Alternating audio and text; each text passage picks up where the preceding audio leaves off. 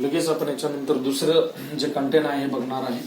Microwave radiation नंतर जो concept आहे, what is that particular concept, या कन्सेप्टचं नाव आहे ऍप्लिकेशन ऑफ मायक्रोवेव्ह सिंथेसिस. म्हणजे बघा, जे की मायक्रोवेव्ह आहे, मायक्रोवेव्ह असिस्ट सिंथेसिस, म्हणजे याचे ऍप्लिकेशन बघायचं आपल्याला. ऍप्लिकेशन ऑफ मायक्रोवेव्ह असिस्टेड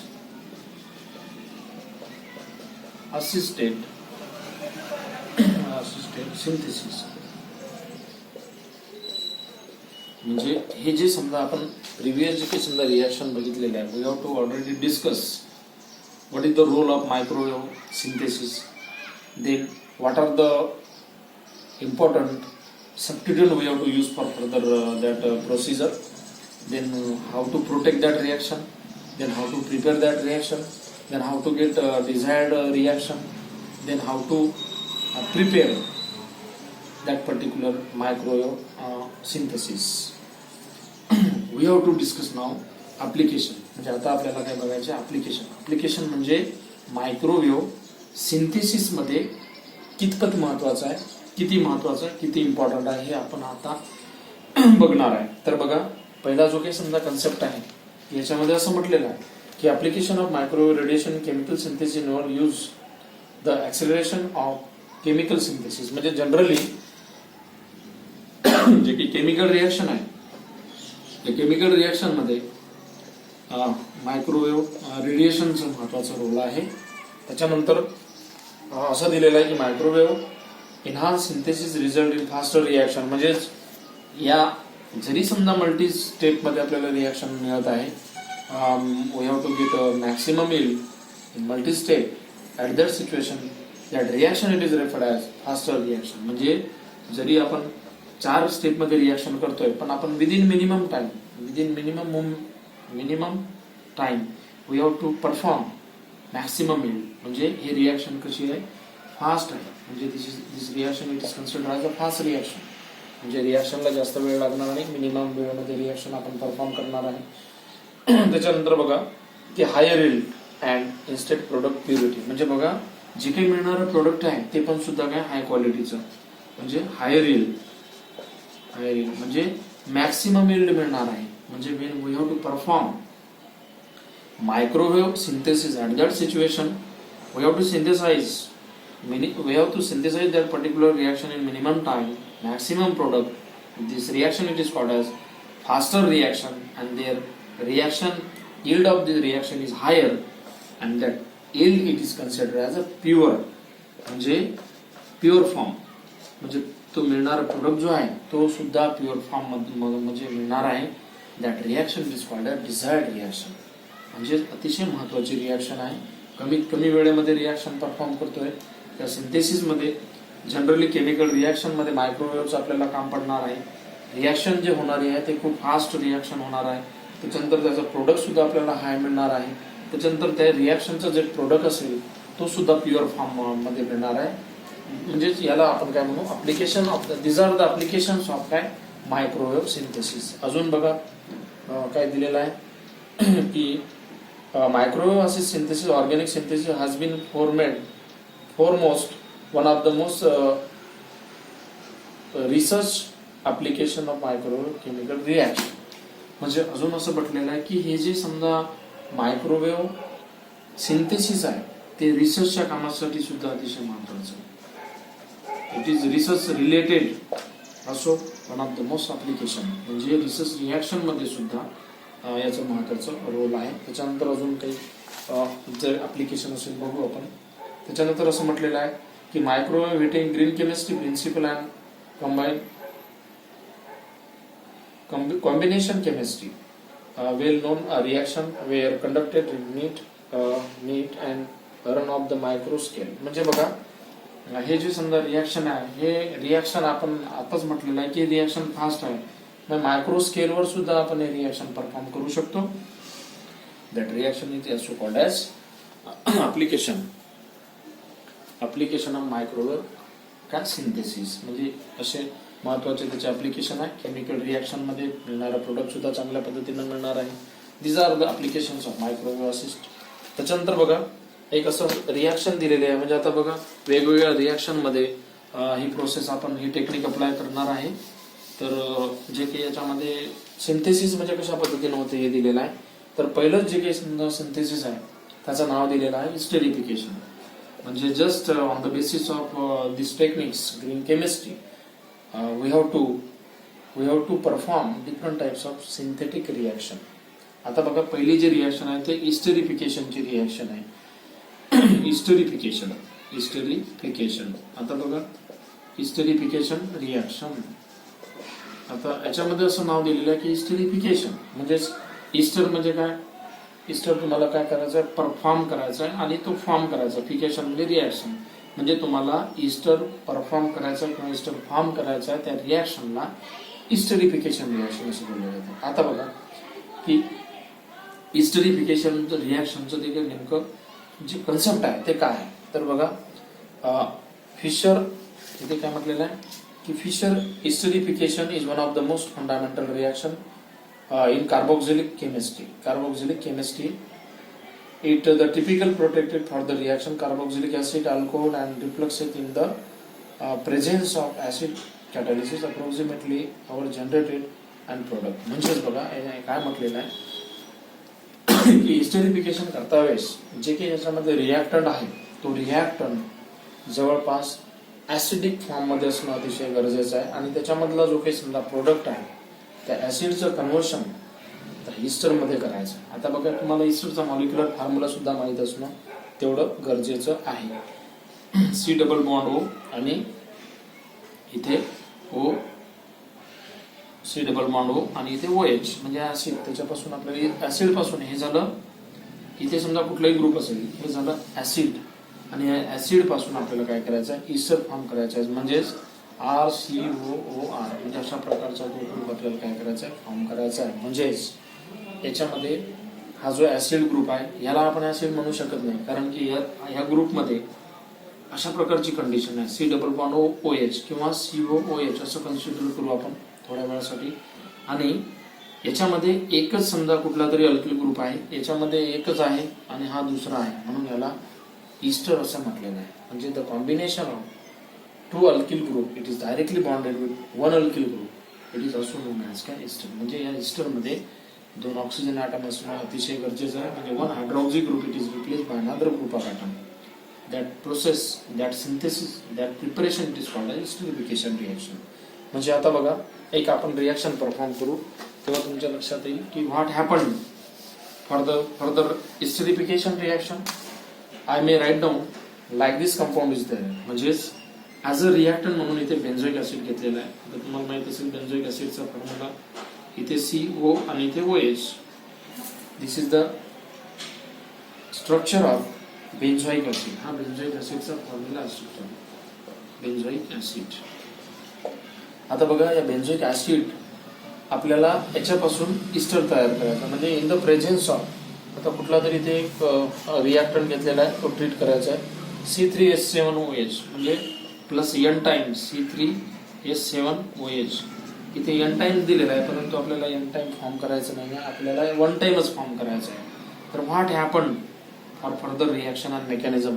कशाच्या प्रेझेन्समध्ये हे रिॲक्शन परफॉर्म करायचे आहे, कॉन्सन्ट्रेटेड H2SO4 म्हणजे कॉन्सन्ट्रेटेड H2SO4च्या माध्यमातून जवळपास 6 मिनिटांमध्ये इथे 6 मिनिट दिलेला आहे. म्हणजे मिनिमम 6 मिनिटांमध्ये हे रिॲक्शन परफॉर्म करायचे आहे. या रिॲक्शनला जास्त समजा कुठलं कॉम्प्लिकेशन नाही आहे आणि हे रिॲक्शन इझिली आपल्याला परफॉर्म करता येईल.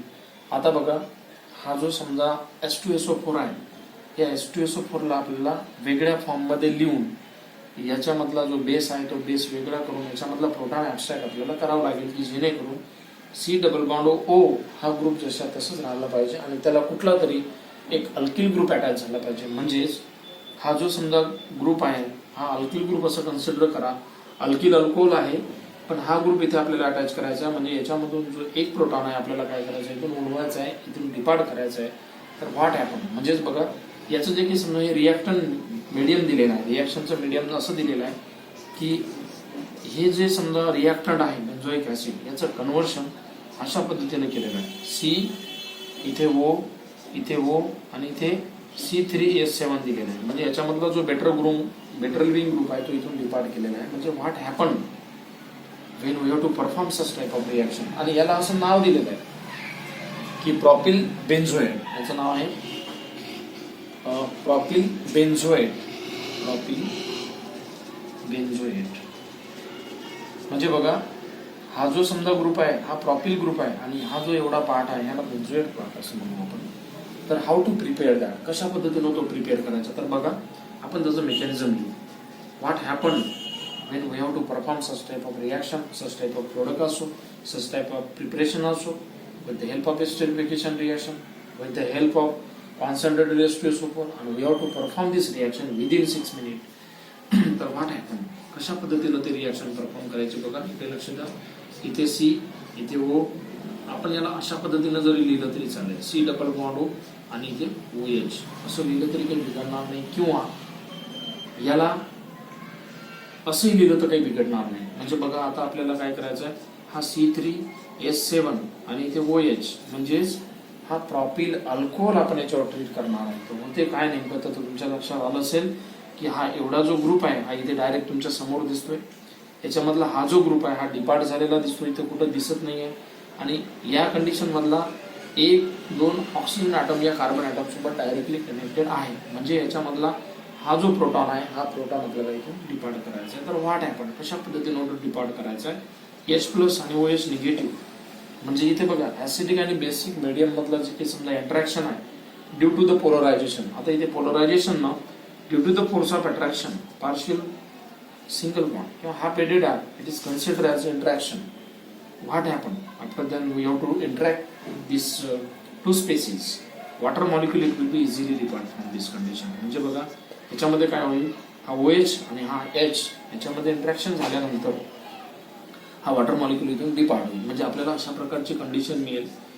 We have to get such type of intermediate. अशा प्रकारचं इंटरमिडिएट मिळेल. ओव्हर कुठला चार्ज राहणार नाही, एक तर पॉझिटिव्ह राहील किंवा निगेटिव्ह राहील. याचं कारण असं आहे बिकॉज किंवा due to this oxygen atom base lone pair of electron. म्हणजे याच्यावर लोन पेअर ऑफ इलेक्ट्रॉन असल्यामुळे this species is consider as a nucleophilic in nature. आता याला न्यूक्लियोफिलिक इन नेचरला कन्सिडर करता येईल.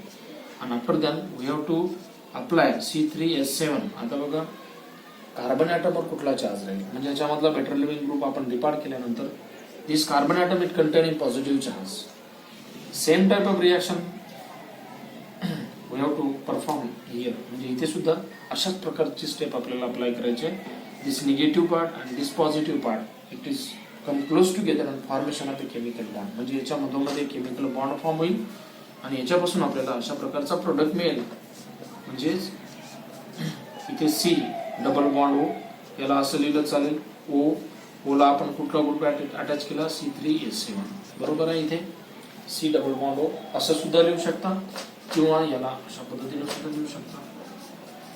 इथे C, इथे O आणि इथे C3H7. म्हणजेच आताच तुम्हाला सांगितलं की जर इस्टर फॉर्म करायचं असेल तर तुम्हाला अशा पद्धतीने मॉलिक्युलर फॉर्म्युला मी लिहून दिलं.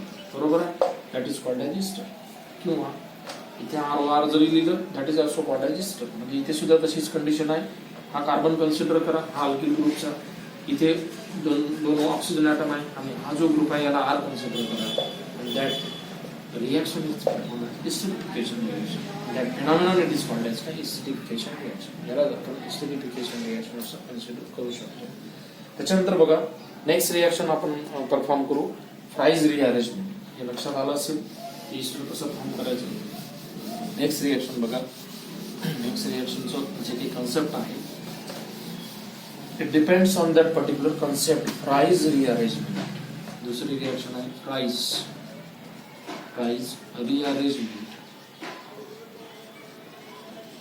आता रिअरेंजमेंट म्हटलं की त्याच्यामध्ये आपल्याला त्या मॉलिक्युलमध्ये काहीतरी अरेंजमेंट करावं लागेल. फ्राईज नाव दिलेलं आहे. फ्राईज म्हणजे the name of that particular scientist. They was prepared fries rearrangement. म्हणजे हे रिॲक्शन या सायंटिस्टनं प्रिपेअर केलेली आहे, या सायंटिस्टनं सिंथेसिस केलेलं आहे, म्हणून त्याला नाव दिलेलं आहे फ्राईज रिअरेंजमेंट. आता होते काय बघा फ्राईज रिअरेंजमेंट मध्ये काय म्हटलेलं आहे की the price rearrangement is synthetically useful reaction for the preparation of hydroxyaryl ketones not only in the laboratory but also in the industrial processes. The price rearrangement use method for the preparation of phenolic ketone and it is usually carried out by heating for substance and aluminum chloride. म्हणजे बघा या reaction मध्ये तुम्हाला aluminium क्लोराइडचं काय करावं लागेल म्हणजे इथे अप्लाय करावं लागेल. तर then reaction we have to perform price rearrangement. In this case we have to apply aluminum chloride as well as chlorobenzene also. म्हणजेच या रिएक्शन मध्ये आपल्याला जे काही समजा रिएक्टंट घेतलेला आहे त्या रिएक्टंट मध्ये कुठली तरी एक स्पेसिस रिअरेंज करायचे. म्हणजेच आता सपोज मी एक जनरल एक्झाम्पल देतो. दिस इज CS3 आणि इथे CS3 आणि इथे OH अशा प्रकारचे इंटरॅक्शन आहे. टर्शरी ब्युटिल इथे आपण अशा प्रकारचे इंटरॅक्शन करत आहे. याला टर्शरी ब्युटिल अल्कोहोल असं म्हणू आपण.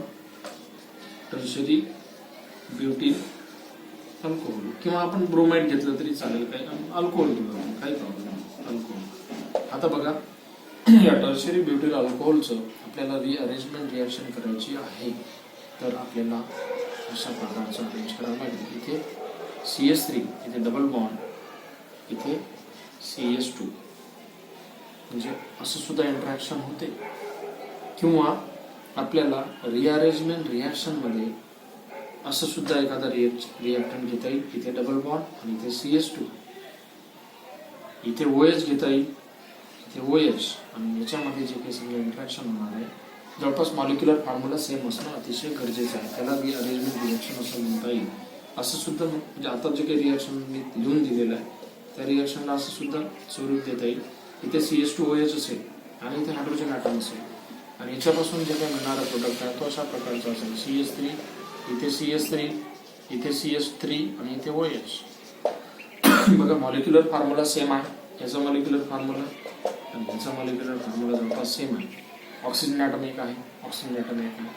हायड्रोजन ॲटम बघा 3 आणि 3 6 2 8 1 9 1 10 3 आणि 3 6 3 9 1 10 बरोबर आहे. म्हणजे molecular formula same but their structural arrangement it will be different. and this reaction it is also called as rearrangement reaction. याला सुद्धा रिअरेंजमेंट रिएक्शन आपल्याला कन्सिडर करता येईल. आता हे सुद्धा एक प्राइस रिअरेंजमेंटचं एक्झाम्पल आहे. It is reported problem. म्हणजे बघा आता मेकॅनिझम बघू आपण याचं की कशा पद्धतीनं हा प्रोडक्ट फॉर्म होतो. बघा मेकॅनिझम हे सुद्धा एक प्राइस रिअरेंजमेंट रिएक्शनच आहे. म्हणजे molecular formula same but different their structural arrangement. म्हणजे त्याची अरेंजमेंट वेगळी असणं अतिशय गरजेचं आहे. म्हणजे बघा इथे CS3 इथे CS3 इथे हायड्रोजन ॲटम इथे CS2 आणि इथे OH. काय होईल आता हे रिएक्शन जे आहे अॅल्युमिनियम क्लोराईडच्या फॉर्ममध्ये सुद्धा रिएक्शन परफॉर्म करता येते. हीटच्या प्रेझेन्समध्ये सुद्धा हे रिएक्शन परफॉर्म करता येईल. म्हणजे आपण हीटच देऊ म्हणजे दिस इज नॉर्मल रिएक्शन. आपण हीटच्या प्रेझेन्समध्ये रिएक्शन परफॉर्म करू. होईल काय की याच्यामध्ये जे काही समजा मायग्रेशन झालेलं आहे की दिस OH group it is replace bye hydroxy group.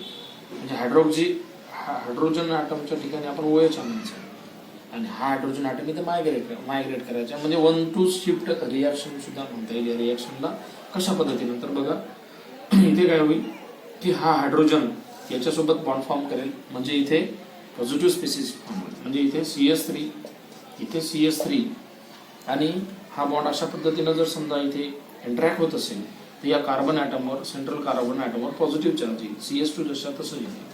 इथे CS2 आणि इथे OH2 येईल. आता होईल काय आता OH2 जो बेटर लिव्हिंग ग्रुप आहे हा इथून अशा पद्धतीनं डिपार्ट होईल. म्हणजे तो OH2 water molecule it will be easily depart from any condition.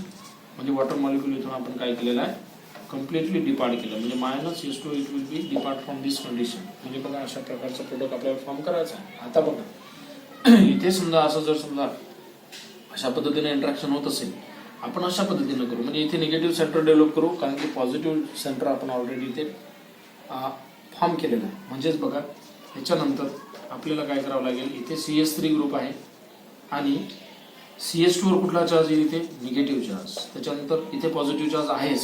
तर बघा जो काही समजा डिपार्ट केलेली स्पेसिस आहे त्याला आपल्याला रिकवर सुद्धा करता येईल. म्हणजे OH2 it will be once again recovered for further mechanism. म्हणजे आपल्याला अजून मेकॅनिझम पूर्ण करायचे आहे. जोपर्यंत हा प्रोडक्ट फॉर्म होत नाही तोपर्यंत आपल्याला इंटरॅक्शन करायचं आहे. म्हणजेच इथे बघा इथे CH3 इथे याला अटॅच असलेला CH3 ग्रुप आणि बघा इथे CH2 निगेटिव्ह होतं. आता होते काय की याच्यामधला जो ग्रुप आहे याला आपण अशा पद्धतीने आयसोलेट करू H+ आणि OH निगेटिव्ह. म्हणजे आपल्याला दोन्ही स्पेसिस इथे आयसोलेट करता येईल कारण की आपल्याकडे कार्बोकॅटायन आणि कार्बोनियन अनस्टेबल स्पेसिस आहे. आता बघा हा जो OH आहे जिथे पॉझिटिव्ह स्पेसिस तुम्ही डेव्हलप केलेली असेल तिथे attack due to the force of attraction this OH group it will be migrate. असा मायग्रेट होऊन जाईल आणि इथे OH ग्रुप अटॅच होईल बरोबर. आणि इथे CH2 निगेटिव्ह आहे म्हणजे एक स्पेसिस आपल्याकडे शिल्लक आहे.